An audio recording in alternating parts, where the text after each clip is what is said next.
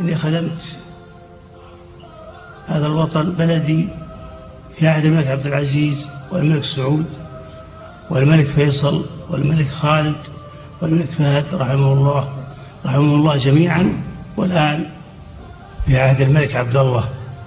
ربنا يعطيه القوة والسداد والتوفيق إن شاء الله.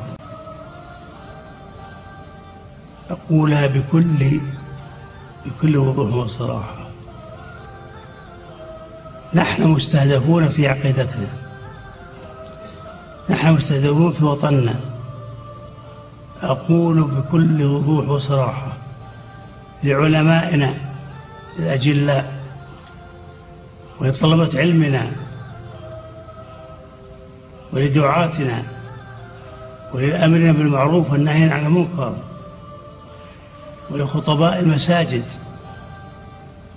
دافعوا عن دينكم وبكل شيء، دافعوا عن وطنكم، دافعوا عن أبنائكم، دافعوا عن الأجيال القادمة. يجب أن نرى عمل إيجابي، ونستعمل كل وسائل العصر الحديثة في خدمة الإسلام، ونقول الحق ولا تأخذنا بالحق لومة لائم. فلنستعمل القنوات التلفزيونية ولنستعمل الإنترنت، وأنتم كل وقت تقرؤون وترون ماذا فيه. أرجوكم من الله عز وجل السداد والتوفيق.